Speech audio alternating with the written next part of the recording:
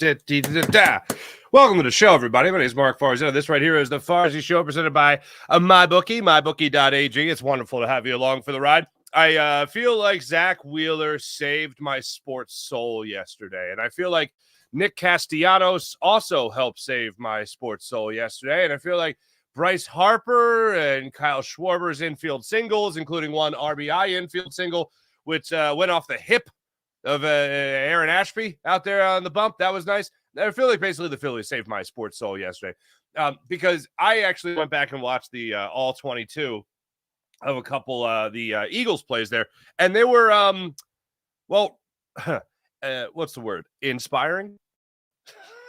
No, that wouldn't be it. Depressing. Yes, depressing would be more along the lines of that. And I realized something in getting a chance to listen to some other takes yesterday. People don't realize that Nick Sirianni was already fired from the responsibility of calling plays. And, I mean, in the post-game press conference, there's a smoking gun. Nick Sirianni takes blame for everything, usually. And in this particular instance, he didn't take responsibility. He didn't take blame. He highlighted the idea that he could overrule something because he's the head coach of the football team and he could do that. However, I don't think he's going to overrule Kellen Moore when Kellen Moore has specifically been brought in to fulfill the job description that Nick Sirianni was once charged with between game planning and play calling.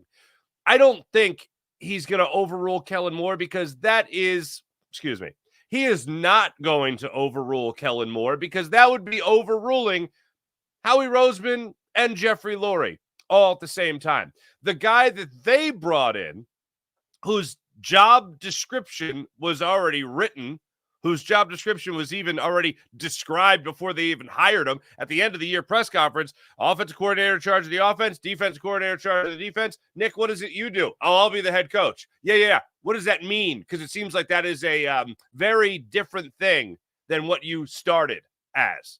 You started out as a game planner, you started out as a play caller, and you started out as an emotionally intelligent head coach.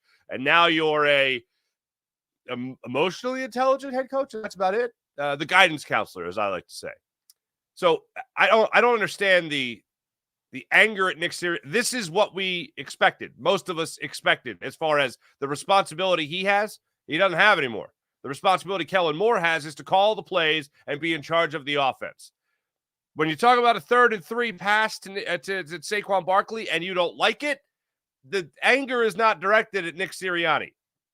The anger should be directed at Kellen Moore. And Nick Sirianni literally said that after the game. So we can continue to play this Eagles blame game, or we can continue to just understand what they're really doing right now with their coaches and their coordinators, which is they are running the show. Nick Sirianni, for those that didn't want him back last year, he got the soft firing of no longer calling plays, no longer having anything to do with game plan, and maybe he had to get a few little pointers here or there that he likes.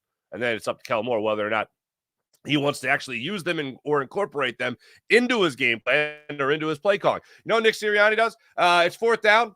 Go for it. That's what he does. Let's go for it on 4th and 1 with a play that is a damn near 90% successful. Let's go ahead and do that. That's what he does. Kick the field goal or go for it. Kick the field goal. That's what he does. I am more pissed off at Nick Sirianni for going for the touchdown in the first quarter on the second possession than I am anything else. I am upset with Kellen Moore for on 3rd and 9, I see a quarterback draw in their first possession. I am more upset in Kellen Moore that maybe there wasn't a conversation had at least about 3rd and 3. The more I think about Saquon Barkley dropping that ball, the more I am angry at Saquon Barkley than I am at Nick Sirianni or Kellen Moore. Like I guess it's because nobody has posters of coordinators and coaches on their wall. Like, I don't know, maybe someone's got a Vince Lombardi poster on their wall with a real inspirational quote that they look at every morning. Winning with every fiber of your body, whatever it might be. Saquon choked, man. I don't get the anger at the play call when the play call worked and the player choked. But let's not get mad at the player. Here's what I know. Saquon Barkley catches that ball, they win the game. They run. By the way, 9 guys were in the box in that instance. You had 9 guys at the line of scrimmage. They weren't getting the first down on that. I'm pretty sure of that. So they run the ball. Maybe they get the first down, and then they still kick the field goal. And then you know what happens? The ball still goes back to the Falcons, and then the Eagles never get their last possession. You never even have a chance of Jalen Hurts going down the field, even though Jalen Hurts threw the interception. And, man, woof, talk about plays that worked and weren't executed. Jalen Hurts had a play that worked and was not executed. He had Britton Covey open, streaking across the field. And when I watched the all-22 of that play, here's the thing that really pissed me off. The Eagles still had 2 timeouts in their back pocket. As I said yesterday, there's a couple of things you could do, and when I watched the all-22, it only confirmed it. You had Saquon Barkley leaking out into the flat. If you don't have your number one guy, which I think in Jalen Hurts' mind was locked in on Devontae Smith, if you don't have him, which you don't, you could just right away spike it at the feet of Saquon Barkley, live to fight another play, or you maybe put it in the belly of Saquon Barkley. He catches the ball, and maybe he gets a yard or 2 or he's tackled immediately, and then he could burn a timeout. Or the best option on the play was hitting Britton Covey. He catches the ball as he's open because the play worked. It got a guy open, 2 actually, and you hit him streaking across the field, and he goes out of bounds. You hit him in stride. He goes out of bounds. Clock stops. You still got the 2 timeouts. That was a good play call. It worked. It wasn't executed. Saquon Barkley, good play call. It worked. Wasn't executed. This is where we can talk about the result versus the strategy. It should be the strategy or the philosophy versus the result. And we talk about that a lot, especially in football. Strategy versus the result. Okay, if you continue this strategy, you will have success. If you go with a different strategy that maybe is dumb in some instances, but it happens to work, okay, well, you can't argue with the result of it, but are you gonna do that 9 times out of 10 and win and have success? That might be a bad strategy. That's that part of it. So for me, I'm still mad at Saquon Barkley if I'm mad at anybody in this game. And we'll let you hear from the Nick Sirianni after the game, because you want to talk about an honest and open Nick Sirianni? He even threw in if you want to stir that up, it's like, we're not stirring up anything. It was Jeff McClain of the Inquirer asking the question. He's not stirring up anything. He's just merely highlighting the fact that, Nick, you had play calling responsibilities in game prep, game planning. You had that taken away, and that went into the pocket of Kellen Moore. And this is what we got. We'll let you hear from him. We'll also let you hear, as I mentioned, and as I started the show, I am just so thrilled, absolutely thrilled that Phillies won last night. I said to my wife before the game, I literally said, I am excited to watch this game. I watch just about every game. All right. I do the postcast and all that stuff, having a lot of fun with that this season. But I knew Zach Wheeler was on the hill. It was a winnable game. I felt like the Phillies were going to win. And I hate pitting the sports against one another, which is why I've been saying for damn near 20 years, I hate Eagles chants at Citizens Bank Park. Because it's like, oh, you guys suck, but yeah, go Birds. You know what I mean? It's like, all right, that's weird. I have said I don't mind it on road games, because then it's like a roll call. Like, hey, let's see who's here from Philly, But anyway, I'm watching that game last night, and I'm excited to watch it because I felt like Zach Wheeler was going to go out there and deal. I felt like the lineup was going to score some runs for him, and I felt like you just got the playoffs right around the corner. You could shrink your magic number to 4. Phillies win today or a Braves loss locks in a Phillies postseason appearance. Not the division, but at least the 3rd wild card. I'm thrilled about that. And when one team really knocks you down, like in this case, the Eagles losing on Monday Night Football to Kirk Cousins and the Falcons, in the manner in which they did, I need another team to come and pick me up.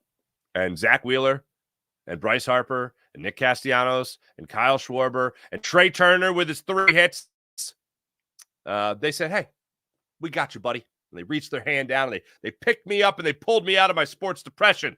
So thank you for that, Phillies. Thank you for making your magic number 4. Thank you for making your magic number, well, not even a magic, magic number 1 right now, just to make the postseason. Zach Wheeler last night, we'll talk about his fastball. Oh, chef's kiss. It was incredible. He popped the mitt last night at 97 miles per hour.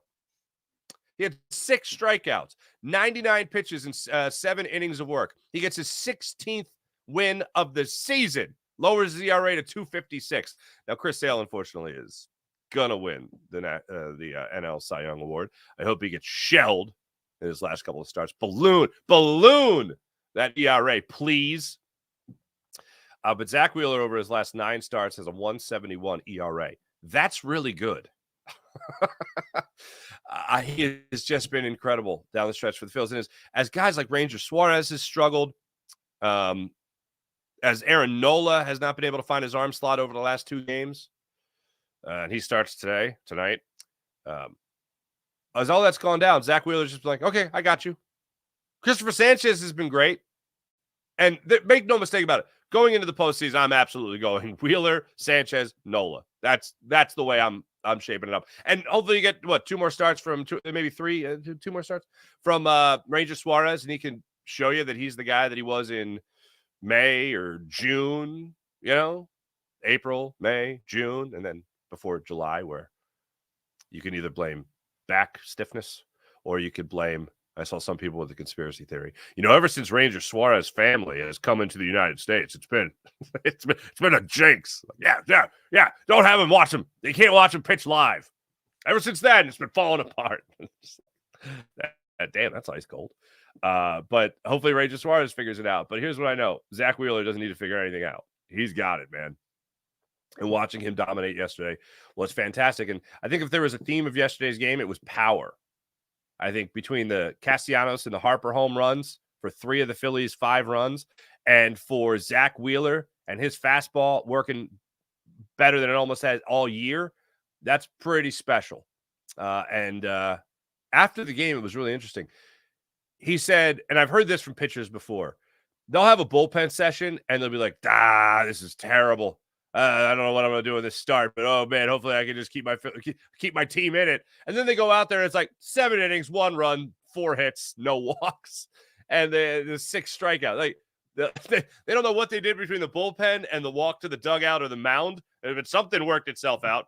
It's like going into a driving range and you're slicing, you're hooking, you're topping, whatever. And you get out there on the course and it's like, boom, 250, 300 down the middle of the fairway. It's like, I don't know where that came from, but all right, I'll use it. That's what Zach Wheeler had going for himself. We'll let you hear from him. He said you get about 5 starts like that throughout the year, so we'll talk about that. But thank you, Phillies, for pulling me out of that one. Let's start it off with your Philadelphia Eagles. I want to start on the sour note, and then I want to go to the happy note. Okay? All right. Let's start on the sour note.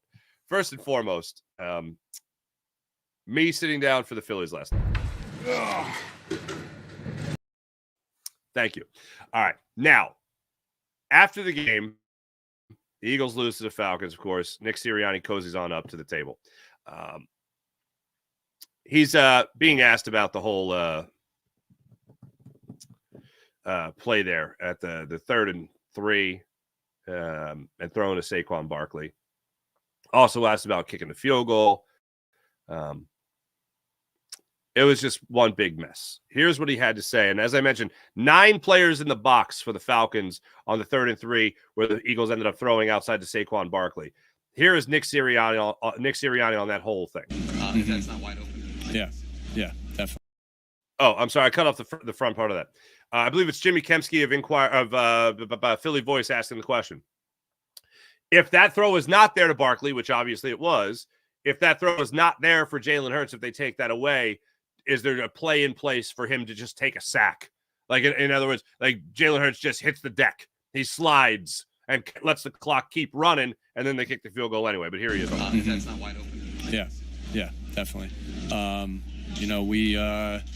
We wanted to. They were running a certain defense and junking it up in the middle. So we're trying to go around the outside, and it didn't work. What was your thought pattern there on kicking the field goal 14-3? Did you think about going for it? Again, in that scenario, I was thinking they might not have any timeouts there, but obviously they did with the incomplete pass.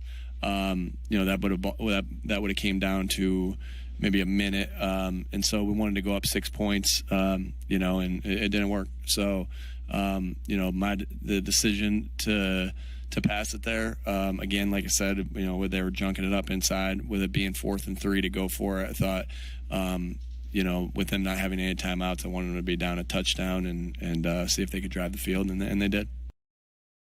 That obviously, yeah, they did. That part happened. The other part didn't. Because it was an incompletion, you ended up giving them that timeout. I was watching a little bit of Kirk Cousins after the game in terms of his press conference, and I was waiting for someone to ask him about it, and I didn't see any reaction to the Eagles throwing it on that particular down. And here's my issue with the whole thing. The bottom line is, you catch that ball, you scheme open Saquon Barkley, all right? Or you at least figure out a play that's going to have him open. You put the ball in his hands, you win the game. That's what happens. He catches the ball, you win the game. You run the ball, you might get a yard or two. I don't think you're getting 3 against 9 in the box the way they were stacked like that. Maybe you get it to 3rd. Maybe you then get it to 4th and 1, and then you tush push. Okay? And you're running the clock, and then let's say you don't get it. I mean, let's just ignore the fact that you could fumble, you could get stuffed, you could get taken back, whatever. Then you give the ball, as I said earlier, to the Falcons again, deep in their own territory. And then they got to drive the length of the field. I have no doubt they're going to drive the length of the field. Zero doubt. Even if it was a 95-yard drive, I had no doubt that the Falcons were going to just go all the way down the field and they were going to win the game. Zero, and score a touchdown, by the way. Zero doubt. Especially if you ended up not kicking the field goal and ended up just trying to get the first down to ice the game. I had zero doubt that they were going to march down the field and score, and that's exactly what they did. But if you catch that football, you win the game, and that's that. And if the Falcons, with time ticking down, drive down the field and score a touchdown, the Eagles never get the opportunity to get the ball back with whatever it was, 21 seconds, and at least try to get in the field goal range for Jake Elliott. So that right there, that's a bit of a problem. I had no issue with the Eagles calling the play that they did, and the only issue I had was Saquon dropped the ball, unfortunately. I think it's a very popular thing for people, for their tendency to blame the coaches when the coaches did their part and the player choked. Like, I love Saquon Barkley. I love that Saquon Barkley's here. I hope that Saquon Barkley has the Giants not sleeping for the rest of the season, But let's call it what it is. Let's not ignore that, and let's hold the players accountable too. So for me, that's where I go on it. Now, this is where the controversy comes in. Nick Sirianni is not calling the plays. For those that missed it, he was fired from that responsibility last year. Or actually, he fired himself years ago, and then he fired himself and the Eagles brass and Howie Roseman and Jeffrey Lurie said, Nick, why don't you sit it out when it comes to the game planning and all that too? You're already not calling the plays. So let's just do this. Okay. So after the game, he's asked this question by Jeff McClain of the Inquirer when it comes down to the right to overrule his offensive coordinator. To clarify on the calls, though, Kellen's making, that Kellen's the offense coordinator that makes Kellen's offense coordinator makes the calls. Yeah, if you're trying to stir that up. Rule him on those. Yeah, I'm the head coach. Okay, so Nick, on the broadcast, they said AJ's going to miss a few weeks.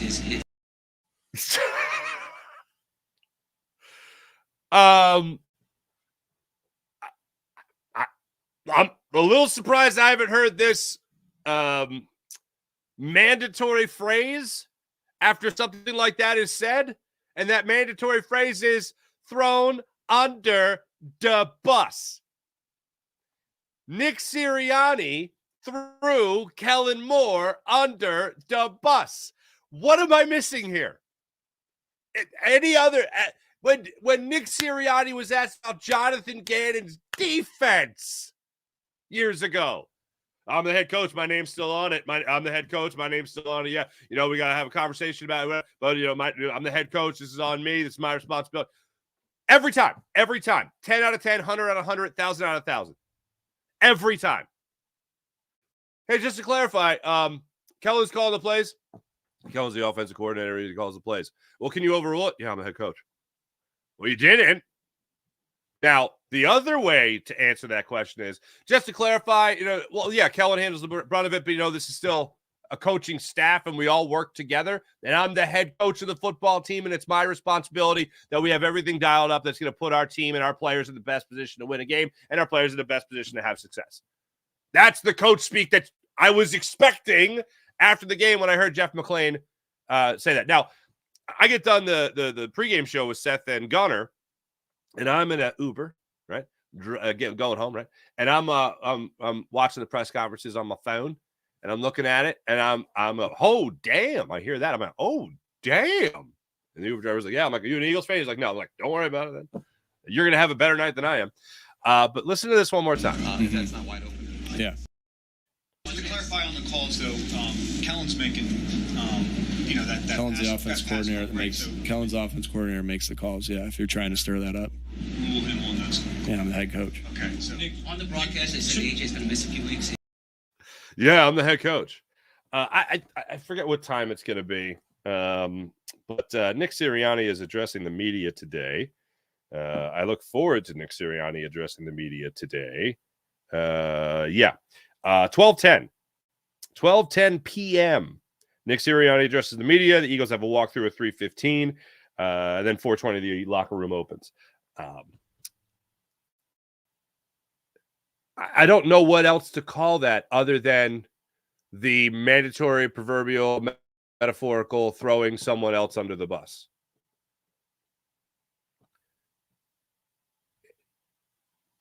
I get the sense, and this is taking it to the next level, maybe Nick Sirianni is not exactly as happy or delighted to be the guy bouncing around to different. I get to bounce around to different meetings now because now I don't do as much game planning, and now I almost went into Merrill there for a second. Now I don't do as much game planning. Now I can go into the defensive backs room. Now I can go into the defensive line room. Now I can go into the wide receivers room and hang out there with my fellow wide receivers because I was like a D3 athlete and a wide receiver. Now I can go over here and talk to Jake Elliott about what it's like to kick footballs really hard. Now I can go over here and see how Howie Roseman's doing. Now I can go over here and talk to my offensive quality control coach, who I don't even think I hired because it's Kellen Moore's guy. Now I can go over and talk about how to get a good basket of chicken wings at the Palladium with Vic Fangio. Now I got all this time. Okay. You seem really chipper about it. Now, after hearing that quote, it's funny how one little quote, one little soundbite can just change your entire perspective of it. He just went from like, this is great. I could bounce around to meetings. I can stay at the cafeteria for 5 more minutes and watch Gilmore Girls on my phone. He's never alluded to Gilmore Girls, but I just imagine him as a Gilmore Girls guy. Anyway, he goes through that whole thing, and he's all chipper and happy. He goes from the guy, like your buddy that like just got dumped by his girlfriend. He's like, oh, it wasn't working out anyway. She wasn't that cool chick anyway, whatever. And then it's like, you're just like, he'll say one thing, like, he'll allude to her in some way, shape, or form. You're like, oh, dude, this guy's messed up. That was this guy's still hurting. That was that moment for Nick Sirianni. This guy's still, I'm the head coach of this football team. And it was like he was a hostage. That's what it was like. You say the thing we told you to say. Kellen Moore is the offensive coordinator. Kellen Moore is charged of the offense. Kellen Moore calls the plays. It's like, repeat that. Have you ever watched Manchurian Candidate? Like the old one with Frank Sinatra? What was the guy's name? Ray something, right? He was the nicest, kindest, warmest gentleman I've ever met. That kind of thing. That's what it reminded me of. Manchurian Sirianni is what it reminded me of. So I tell you all that to tell you this. I feel like the Eagles are in trouble. Before the season, I highlighted the idea that the Eagles, I gave them credit. I didn't even give them credit. I just acknowledged something that worked out. The Eagles put Howie Roseman in that broom closet, right, many years ago. And they told Chip Kelly, all right, you're in charge. You want to run the show? You run the show. And he's like, I'm going to run the show. And he runs the show into the ground. And then Howie Roseman comes out of the broom closet and they win a Super Bowl 2 years later. That was pretty cool. The Eagles have now put Nick Sirianni as close to that broom closet as possible without actually putting him in it. Because if he was in the broom closet, he couldn't go to as many meetings and catch up with so many different people and be as emotionally intelligent. So he's as close to that as anyone's ever been without being put in, like Howie was. And I acknowledged in the offseason that after the Eagles did something wildly unconventional, they won a Super Bowl. Well, the Eagles have done something that's very unconventional in that they have hired a head coach, a play caller, and that emotionally intelligent guy, and game planner. They did all that when they hired Nick Sirianni. And then a few weeks later, into his first season, he was like, play caller's not for me. Shane, you do it. Shane Steichen takes it over. And then after last year, he gets neutered from game planning as well. Okay, this is where we're at. Just throw into the mix for a little extra added flavor, A.J. Brown's hurt. And they just dropped that on us at the beginning of the broadcast. Thank you, Lisa Salters. Yeah, and A.J. Brown told me he's going to be missing a couple weeks. Huh? What? There's more of this? Oh, and then you also add in there's no defensive line. You also add into the idea that you're going up against a Saints team that has Alvin Kamara shot out of a cannon.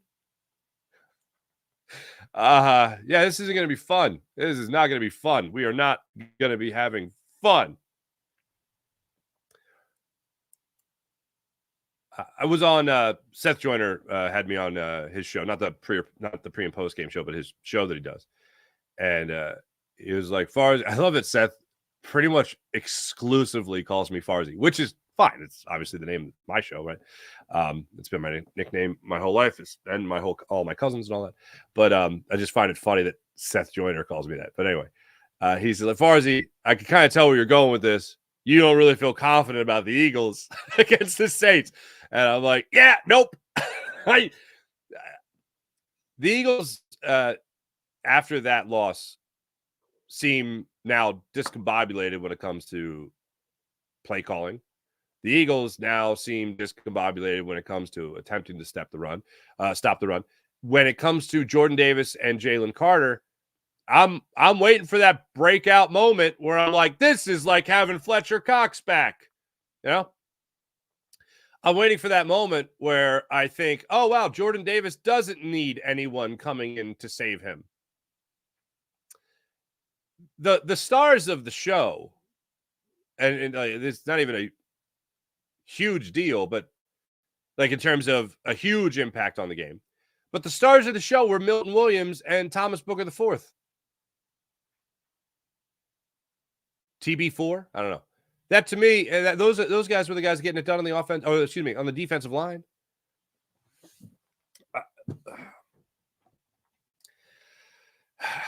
Chauncey Gardner-Johnson did a great job. You know what? I had this thought too.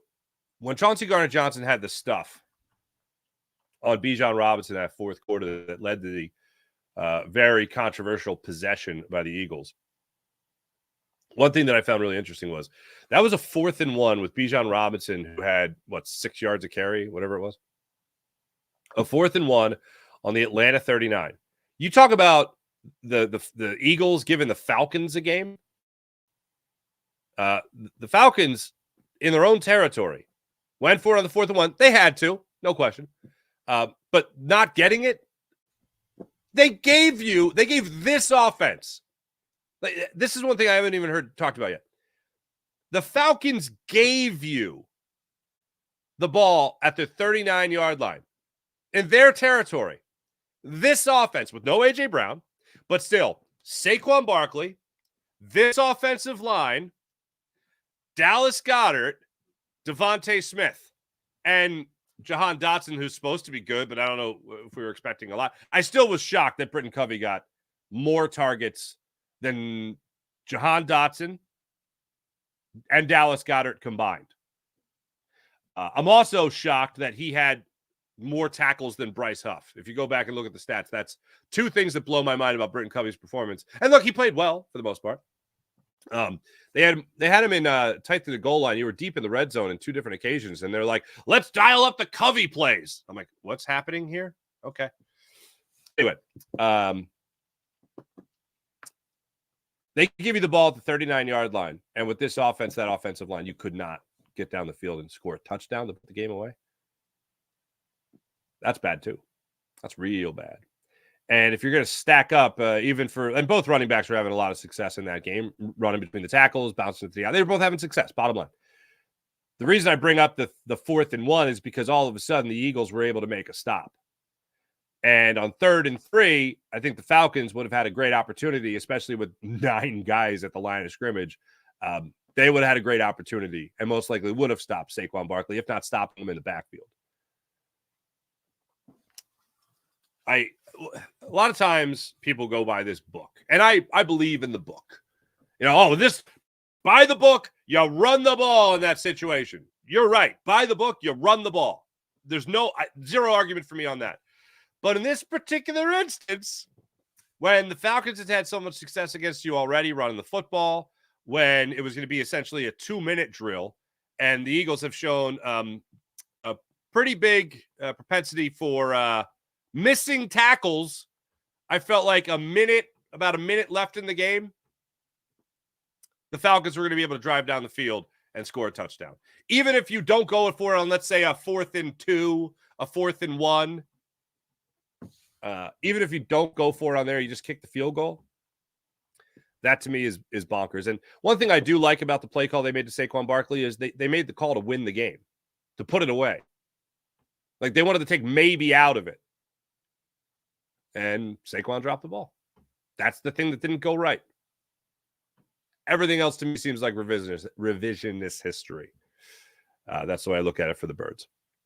Speaking of Birds, that game is for the Birds from now on. And now we move on to New Orleans until we hear from Nick Sirianni today at 12:10. And he's just like, yeah, Kellen, it's a group. I mean, it's a team effort. I mean, we all get together. This is what I'm predicting. This is what I'm predicting from Nick Sirianni today. So you talked about Kellen Moore calls the plays, and you're the head coach and stirring it up and all that. So what do you think about that now? Hey, look, it's a group effort, right? We have a group. It's a group. We're all together. We're a group. It's a group. We all work together on the group effort. And when there's a group effort, there's a group efforting, and right. And then when you have it together, there's the group that works together. And that's when I was at Mount Union, we had groups of guys and they were together and there was a group effort. And that's how you have success as a group. If that makes sense. Then the person on the PA or on the computer. Yeah, thanks, coach. Move on to the next person. That's what I'm expecting today. It's group effort. It's not all just him being in charge of all that fun stuff. Good times. The Philadelphia Phillies played baseball yesterday. It was at 7:40. It's a later game, being in Milwaukee. And for those that don't know, yes, it is Algonquin for the good land. And it turned out to be a good field for the Phillies. That was a terrible tie-in. I'm sorry. But anyway, Zach Wheeler's pitching pulled me out of my sports depression yesterday. 9-pitch first inning, 20-pitch second inning, gross. 17-pitch third inning, 21-pitch fourth inning, gave up the RBI triple. 11 pitches in the fifth, 10 in the sixth, 11 pitches in the seventh. Cruise control. Chourio, he got on a sinker for his first strikeout. Then he got Adames to strike out on a fastball up in the zone. Then he got Hoskins to strike out on a sweeper. Go fishing, Reese Hoskins. Then got Frelick to strike out on a cutter. Then he got Chourio again in the fourth inning on a 97-mile-per-hour fastball. I saw Todd Zalecki right up there during the fourth inning. That was his hardest pitch thrown in the fourth inning or later all season. Pop of the minute, 97 miles per hour. Love to see that. No strikeouts recorded in the fifth inning. No strikeouts in the sixth inning, but the sixth inning, he had a huge play. 1 out in the inning. He's at 78 pitches to start things off in the sixth inning. You want to see a quick inning, baby. See him go out there against Terang. Gets from the ground out to shortstop. Nice play by Trey Turner. Then Chourio goes up there. He gets the infield single to third. Edmundo Sosa couldn't get out of his mitt fast enough.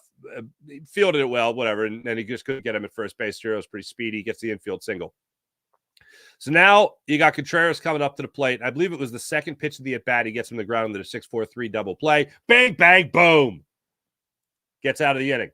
Then in the 7th inning, he's at 88 pitches. Rojas is in center field at this point, defensive replacement.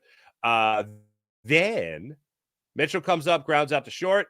Adames goes up there, grounds out on a little comebacker to Zach Wheeler. And then Bowers flies out to right field. 11 pitches in that 7th inning. He closes his deal. Just like that at 99 pitches. Masterful. Absolutely masterful. While we're talking about Zach Wheeler, let's bump it back over here. Bang, bang, boom. All right. This is funny. Zach Wheeler's in the bullpen. Well, I'll let him tell the story. This is courtesy of NBC Sports Philadelphia. He's asked about when he thought the fastball was feeling really good. Fastballs here tonight. I mean, did it feel good? Yeah, I'm glad it felt good out there because it didn't feel good in the bullpen. I was hoping that it was one of those games where you feel crappy out there, then you change it and do well in the game. It's one of those days for me, but it ended up working out. And yeah, JT called a great game for me. Threw a lot of fastballs and located it for the most part. So. Just how often does that happen where you kind of don't feel weird in the bullpen, but then once again, I don't know, probably 5 times out of, say, 30 starts. It's probably like that. That's gotta be a weird feeling. But he just goes out there and was fantastic. And I never felt like he was gonna lose it. I mean, even 6th inning gets the double play to get out of anything close to a jam.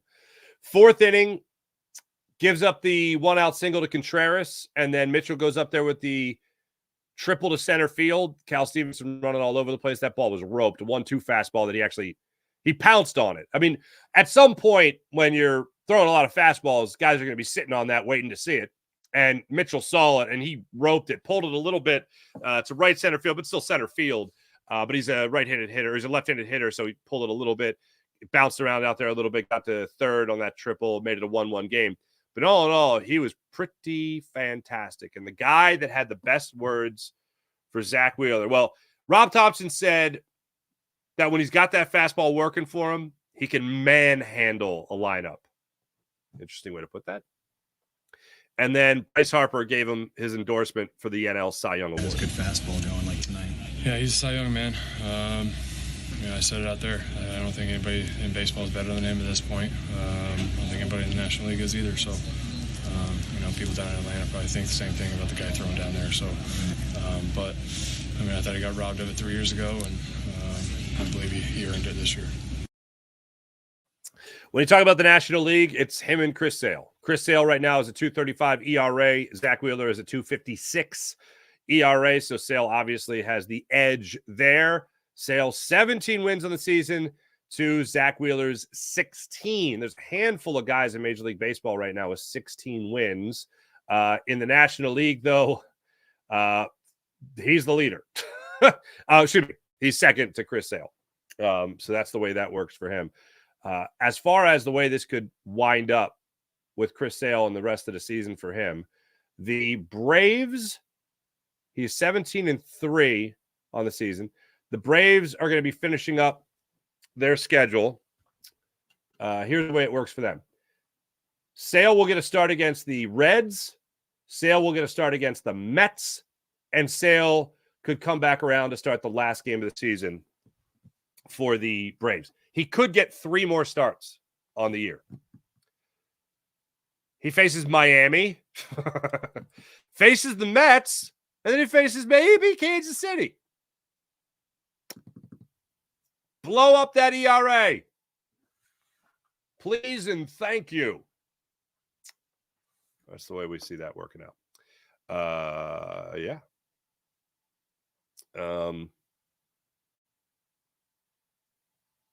Would love to see it. So he was great yesterday. As for the bats, there's one little point of controversy when it came to the offense yesterday. We'll get to that. But Nick Castellanos hit a home run in the second inning for the Phillies, his 21st of the season. Got him up 1-0. You got a little bit of run support there for Wheels. Then they tie things up in the 4th inning. The Brewers do. And then that sets the stage for Bryce Harper in the 6th inning. Montas in the game, pitched a good game. I mean, 76 pitches at the start of the 6th inning. He gets Kyle Schwarber on a check swing. Schwarber grounds it to third and beats it out for the infield single. So you got a leadoff runner there. Trey Turner comes up, strikes out on a fastball, and then on a 1-1 cutter, middle of the plate, Bryce Harper whips the barrel of the bat through, puts it a little bit shaded towards left center field. Now, the body language of Bryce Harper made me think that he didn't think that ball was going to go out. Tom McCarthy's call, because you don't see the ball flying through the air initially, you just see kind of where it comes down. Tom McCarthy's call included that ball went up in the air and went into a jet stream and looked like it carried out of the stadium. Okay. Bryce Harper's reaction was, wow. Turns out the reason he had that reaction is in the limited times he's faced Montas, he hasn't gotten a hit off of him, and all of a sudden, bing, bang, boom, he gets a home run. So he gets a 2-run home run. Phillies go up 3-1. I'll take it. His 29th of the season. He's 1 home run shy of his third 30 home run season with the Phillies. Castellanos comes up, works a walk. Stock gets a hit, puts runners on first and second with 1 out. Real Muto strikes out in a 3-2 cutter. Montas is out. Aaron Ashby comes in. 3 pitches. He strikes out Brandon Marsh, and that was that. Got him on a slider, unfortunately. Then Kyle Schwarber in the 7th inning gets another insurance run, this one off the heel of Aaron Ashby on a single up the middle. Becomes an infield single, an infield RBI single, and the second infield single of the game for Kyle Schwarber. I bet you that hasn't happened too many times in Kyle Schwarber's career. Then the Phillies go into the 9th inning. Trey Turner gets his 3rd hit of the game. This one's an RBI single after Johan Rojas 1-out walk. He steals second base. And Trey Turner brings him in on a single to center field to make it a 5-1 lead, and that's the way it would end. It ended up not being a big deal because the Phillies won 5-1, and Zach Wheeler was incredible, and you had home runs, so it wasn't that big a deal. However, in the 3rd inning, Trey Turner got his first hit of the game. Trey Turner standing on first base. He's got Nick Castellanos at the plate. Alec Boehm, by the way, had the night off last night. Everything's fine. Just, give him a break, says Rob Thompson. Interesting thing here in the 3rd inning. Turner leads off, or Turner gets a 1-out single. Harper then strikes out. Castellanos is at the plate. Turner goes to steal second base. They throw him out. He's called out. Upon further review, it looked like the tag was missed completely. So the Phillies review it almost immediately. Turner standing at second base. Everyone's watching the Jumbotron. It's taking longer and longer. And I'm thinking once it takes this long, there's no way they're overturning it because that's completely inconclusive. But the one angle I saw, it looked like Turner was out, unfortunately. It looked like Terrain came down with the swipe tag and got him on the oven mitt. And it looked like the ties of his mitt, the straps of his mitt. That's the word I'm looking for. Yeah, straps of his mitt kind of fly off, looking like they made contact with something, and it looked like the glove, the oven mitt moved as well. I would say if I had to bet, he was tagged out. Trey Turner was tagged out. Some people don't agree with that. Say you can't tell from that angle. Fine, whatever. I think he was tagged out. So I think they made the right call. But for me, the more important thing was Nick Castellanos got a fastball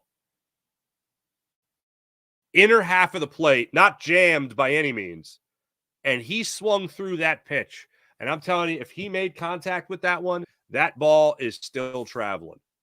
He'd already hit a home run, shaded over to left center field, 430 feet. That one probably would have been an upper decker. That one would have been spectacular. And unfortunately, he missed it. Trey Turner gets thrown out, and that's that. Maybe 2 home runs in 2 innings for Nick Castellanos if he makes contact with that one. But it wasn't meant to be. So, Phillies are in a situation right now.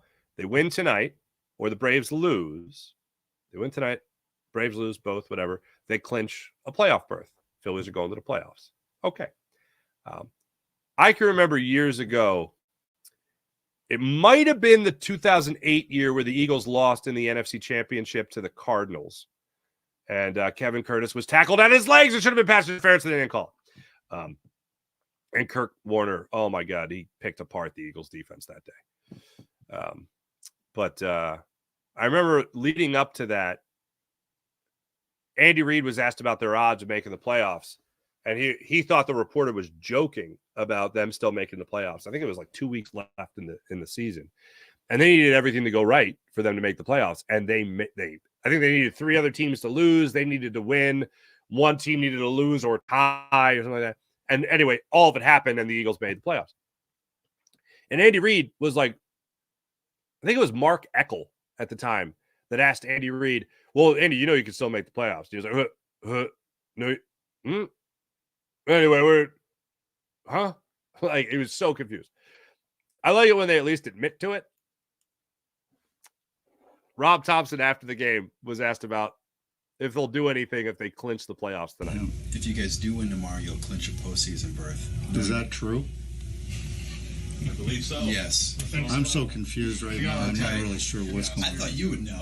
Well, No, I think you guys can clinch tomorrow. Yeah. If you win. Yeah. Postseason berth. I mean, I think you can clinch it tomorrow without even winning.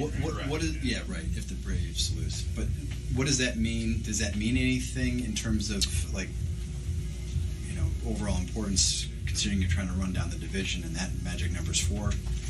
you mean you're Like, do you celebrate tomorrow? What do you guys do? I think we'll do a little something, Okay. but the division is the deal. I've gone cross-eyed. Bottom line is, Phillies' magic number is 4 to win the division. Phillies' magic number to clinch the playoffs is 1. And then you hope Dodgers keep on sucking. How about that? Dodgers right now 2 games behind the Phillies for the best record in baseball. New York Yankees 3 games behind them. Brew Crew, 4 games behind the Phils. Hopefully 5 after today. Cleveland Guardians 4.5 out. Padres 5.5 out. Orioles 7. Mets 8. Diamondbacks 8. Astros 9. There's the best record in baseball standings for this season. Here's what I think about when people start talking about playoff scenarios. Ugh. Thank you. Let me tell you about the Game Time app. Now, here's what's going to happen, ladies and gentlemen. Phillies are going to play this game today. Hopefully, Aaron Nola finds the old arm slot, and he's great, and he can go 7 innings again, and all will be right with the world. Then they go to New York for 4. And then they come home for their final series of the season against the Washington Nationals. Excuse me, against the Chicago Cubs. So you want to go to that game? Game Time app. Download the Game Time app to your phone. Create an account. Use promo code FARZI and get $20 off your first purchase on the Game Time app. Yeah, that's right. $20 off your first purchase. They also have this new feature called Game Time Picks, which allows you to cut to the chase. So you know exactly what you're buying at a great discount price. And here's the thing. Game Time Picks filters out all the fluff. So instead of just scrolling through all these different games and there's all these different prices and all these different seats, you go right to the best seats at the best prices with Game Time Picks on the Game Time app. They also have last-minute ticket deals, flash ticket deals. They even have ticket deals for an hour after the event starts. So let's say you want to go to a concert, a comedy show, whatever the case might be. Game Time app has you covered for that. And let's not forget about the Game Time guarantee. If you find tickets in the same section, in the same row, for less money elsewhere, Game Time will take you back. We'll get you back at 110% of the difference. That right there is the Game Time guarantee. Take the guesswork out of buying tickets. Game Time app is where it's at. Use promo code FARZI for $20 off your first purchase. How about PHL Sports Nation, Philadelphia Sports Nation, enhancing your Philadelphia sports fan experience across all social media and blogs. That's PHLSportsNation.com. Let's get into the chat check and see how wonderful people are doing. Real quick, I got to take care of some family business. Something just popped up. Everything's fine. Just need to take care of something.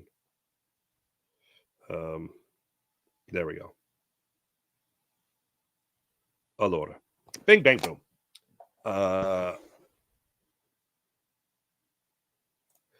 Ooh. Joe Schmo. First off, great name.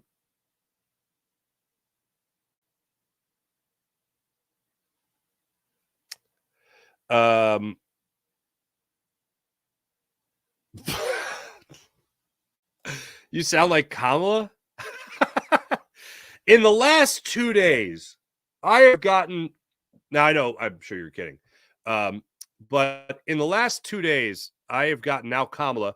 The other I have gotten is it Keegan Michael Key of Key and Peele fame? Now, not in terms of sound. No, I think he said I was sounding like. On the postcast, somebody commented, he said, you look and sound like Keegan Michael Key of Key and Peele fame. That's a first. IBH, good morning. Good morning, everyone. I guess anytime Schwarber gets 2 infield hits in the same game, baseball gods are smiling on us. Yeah, you can't lose that game. Morning, fam. April. Good morning, April. Ring the bell. As far as on the dealer time, I was definitely on the dealer time today. IBH, hello. Sean Gillespie, hello. James Alexander, good morning. I'm glad Saquon took responsibilities for dropping the ball. We're going to find a way to regroup and get our defense together. I love your optimism. Reed Blankenship said that Jalen Hurts spoke in the locker room after the loss. No coaches had a single word. We're a player-led team. Well, that's horrifying. Don't like that.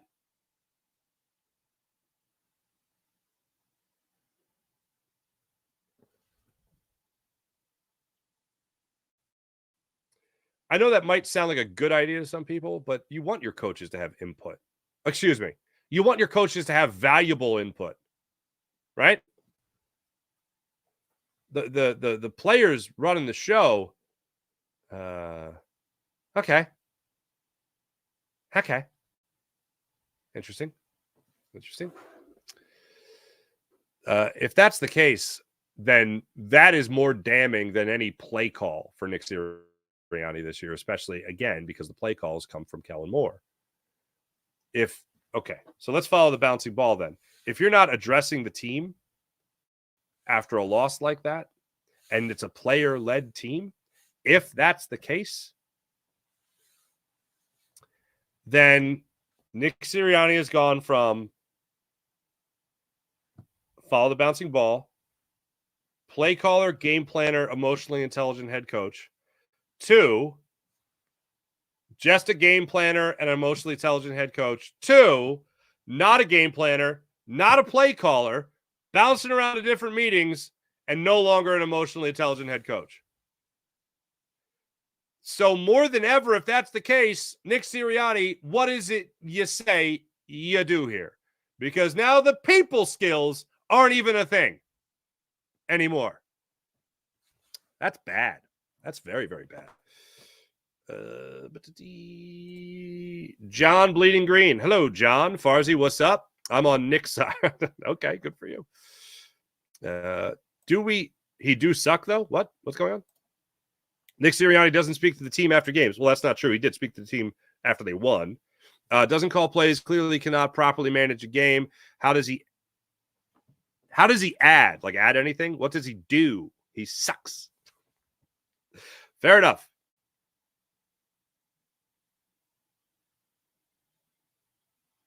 Yeah, okay, so as I was saying, EC1 football, hello.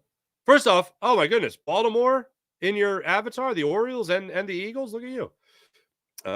Someone likes ornithological creatures. Anyway, yeah, he's not, as I was saying earlier, he's not going to overrule Kellen Moore.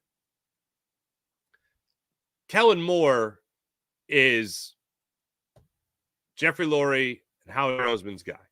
Nick Sirianni is not of the power, even though he's the head coach of the football team, to be like, yeah, Kellen wanted to do that, but I said no.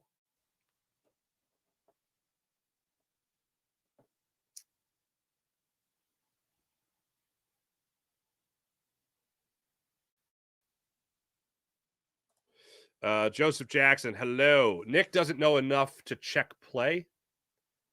He is only a community organizer. that might be better than guidance counselor. QB, hello. Sean Kilrain, what's popping? Devontae, Nick and Kellen need to work this stuff out. Come to an agreement. Yeah, I don't know what that agreement is.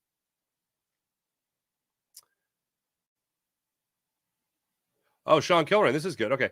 To clinch home field advantage, Phillies through the World Series, Phillies match number is 9. Let's do it. Devontae, Saints about to boil us like some crawfish. They're going to be having some Eagle Po' boys. You know what I'm saying? Wine Niners Wine. Hello. Good morning, Farzi and friends. We had a nice debate trying to find a worse coaching staff than the Eagles. Looks like they are 32 of 32. That's not good. Can't believe the roster is so good with this BS coaching. Ken Sod, Saquon has the worst catching percentage of all the running backs in the league statistically. I'll run him in that instance. Okay. Oh, God, Ken Sod, rebuilding year 8 and 9. I can't handle an 8 and 9 season. Jeffrey, strap it and get your popcorn. Scott T, have you told me this every day? Men didn't land on the moon. Joey Shakes, how you doing? I don't believe him another year figuring out who's calling the plays. I really, honestly, I understand what you're saying. Kellen Moore is calling the plays. It's so insane. This is so obvious to me. All throughout last year, even with Brian Johnson not really calling all the plays, Nick Sirianni was like, Brian Johnson calls the plays, I do the game plan. And now he's like, I don't really do anything, like, essentially, that he used to do, other than be a great guidance counselor. Eagles will lose the next 2 and will struggle to win 5 this year with a third D and average quarterback. Barry Keefe. It's a total mess, not consistent on both sides of things.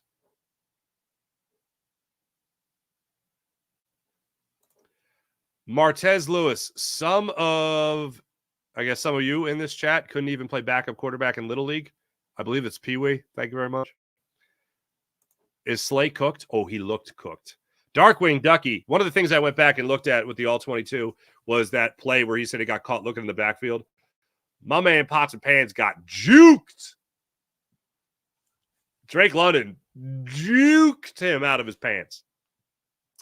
That was my initial reaction. And then when I did go back and look at it again in the All-22, and you can see a little bit of a better angle there from the sideline, it was like, oh, yeah, no, he just got juked, man. That was that. Slay doesn't want to tackle. I concur. Okay, Raleigh. What's going on, Crowley? And if I'm totally wrong, I'll take the walk of shame. What did I miss you say earlier? Here we go. Oh, I got this. Crawley's got the Saints winning 63-13. Sorry, guys. I have no faith.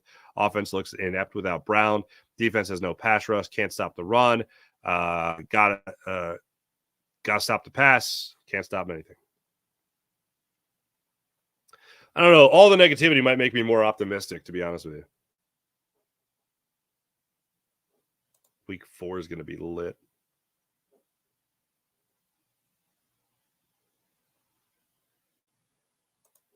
PI, they ran because they had no faith in Hurts throwing it. It doesn't stay in the pocket, step up and use his progressions.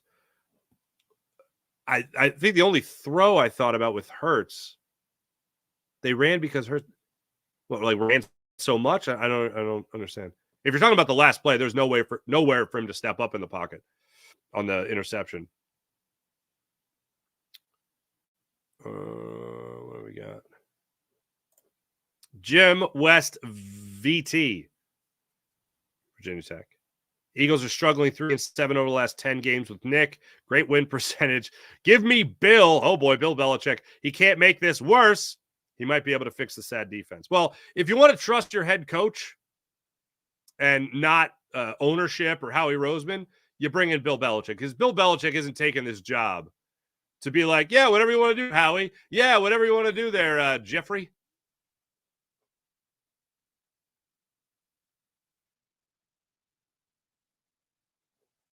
There you go. Barry, that's a good point. Talent is, to me, the ability to do your job successfully every time. Fair. Defense does suck. Good God. Like, here's the thing. I know some people are looking at it and be like, oh, what do you mean? Why are you blaming the defense? Defense was the bend, don't break defense. They only allowed 22 points. Less than that, obviously, going into the final drive there. But the thing is, defense was supposed to put your offense in a much better position to win this game other than the last drive. Or excuse me, the second to last Falcons possession when Chauncey Gardner-Johnson filled the gap on Bijan Robinson. Like, where were the turnovers? Where were the sacks? You have the statue in Kirk Cousins that you couldn't get to. Bryce Huff, fail. Josh Sweat, fail. Milton Williams, Thomas Booker IV is carrying you. Didn't see that coming. Adam, how you doing? Listening to tonight's Phillies game. If they win, they are in the playoffs. Woohoo. Yes, they are. IBH need more from Nola and Wheeler. Hells yeah. Adds even more to what actually does Nick do, right? Hardwood sock. CJ GJ got cooked 2 weeks in a row. Yes, he did. Ooh. W. Farrell. That's a very prestigious name. W. Farrell. Or Farrell. Nick gone by the bye week. If the free fall continues, they lost. I love how, and this is what I was talking about before the season when I talked about the most pressure that could ever be on week one was on week one for the Eagles to win against the Packers. And I was talking to Gunner, I was talking to Seth, they didn't see it that way. I'm like, you got to go back. If they lose that game, then it's just a continuation of last year. They lose this game in week two. Like, I thought some of that pressure was gone, but that comes roaring back because no one's talking about how it's early. Everyone's talking about, this is a team that went 1-5 in their last 6 games. Now this is a team that's 2-7 in their last 9 games, or excuse me, last 8 games, 2-8 or 2-6 in their last 8 games. That's not good. 2-6, they're just piling it on from last year. How about Cubby Bowl Monday night? Pretty sad. I saw that coming.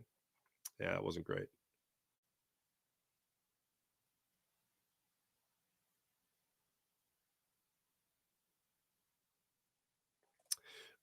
Sweet mead. More mead for my goblet. To your point about Bill not wanting to come to the Eagles, I didn't say. I mean, I think he does. I think he wants a coaching job. I think he'd like to coach for Jeffrey Lurie. But my only point is that if you're hiring him, similar to if you hired Jim Harbaugh, for instance, Jim Harbaugh's not coming to your team to be like, whatever you say, Howie. Yes, sir, Mr. Lurie. Like, he's coming to run the show. That's why I wanted Harbaugh. I knew it wasn't going to take. Or I knew it wasn't going to happen, but there you go. Thanks, everybody in the chat. You guys are wonderful as per usual. My name is Mark Farzetta. This is the Farzy Show presented by MyBookie, mybookie.ag. Phillies back at it tonight, 7:40 start time. Aaron Nola has the ball for the Phils. I'll be looking to round out the series victory against the Milwaukee Brewers tonight. Look forward to all that coming together real nice. Once again, 7:40 start time. Oh, damn it. I'm going to mess up his name. Freddie Peralta gets the start for the Brewers. I called him Johnny by accident last night once, and then I corrected myself shortly thereafter. But Aaron Nola, 12-8 on the season against Freddie Peralta, 11-8 on the season. He's got a 3.75 ERA. Nola, he's got a 3.62 ERA. He's coming off 2 really bad starts. He's out 10 earned runs in his last 2 starts. 11 runs in total. He's allowed 4 home runs over those 2 starts. Yeah, let's hope for a better version of Aaron Nola tonight. Thanks for watching. Thanks for listening. My name is Mark Farzetta. Have a great rest of your day, everybody. I'll be back with you guys on the Locked On Sports Philadelphia postcast. So make sure you guys catch that. Locked On Phillies postcast and the Locked On Sports Philadelphia YouTube channel. That channel's been growing and growing. I can't thank you guys enough. We're almost at 1,000. Really appreciate that. We just started at this Sixers season, as a matter of fact. We got underway. Well, Phillies season we got underway too, just in time for the Sixers postseason. But yeah, go ahead and like and subscribe to Locked On Sports Philadelphia. Yours truly brings you your postcast for the Phillies and Sixers. Like and subscribe, Jacob Media. Like and subscribe, Farzy Show. Like and subscribe, Seth Joyner Show YouTube channel for all your Eagles pre and post game show needs. Thanks, everyone. Stratus, do it for Johnny, man. Yeah, right. Sweep the leg. Anyway, thanks, everyone. Appreciate you. See you guys tomorrow. Bye. Or see you guys tonight on Locked On Sports Philadelphia.